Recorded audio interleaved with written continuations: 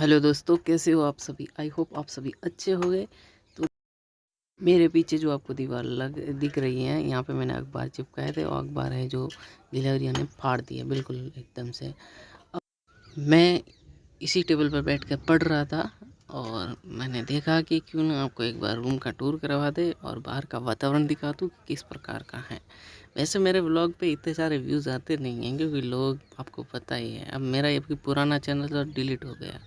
उस पे लगभग 34,000 सब्सक्राइबर थे, लेकिन क्या कर सकते हैं। अब ये न्यू वाला जो चैनल है अभी तो ग्रो हुआ नहीं है, लेकिन देखो मेरे चारों तरफ का जो वातावरण कितना अच्छा है। मेरे बैक में जो दिख रहा है ना वो टॉवर है। तो जब कभी भी गाँव आओ ना तो देख लेना मेरा घर कहाँ है।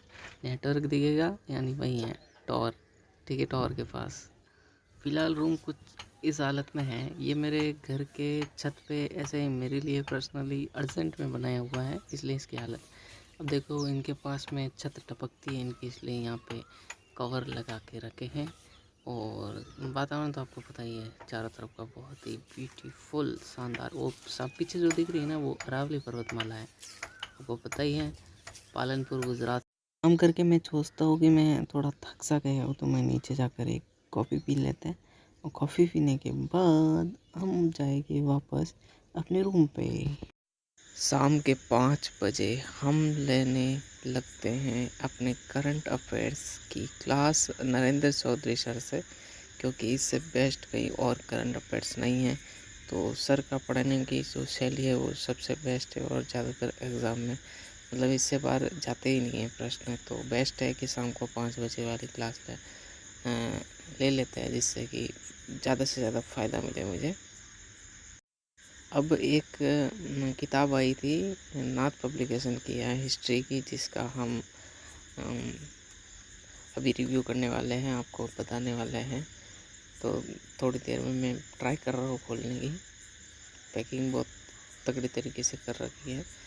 तो आपको मैं दिखाने वाला हूँ कि नाथ पब्लिकेशन के अंदर हिस्ट्री का मैटर किस तरीके से है।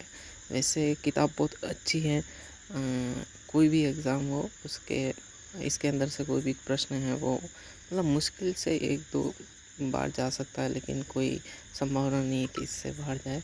ये नाथ पब्लिकेशन में मतलब अच्छी बुक्स है, अच्छी बुक मतलब किताब है।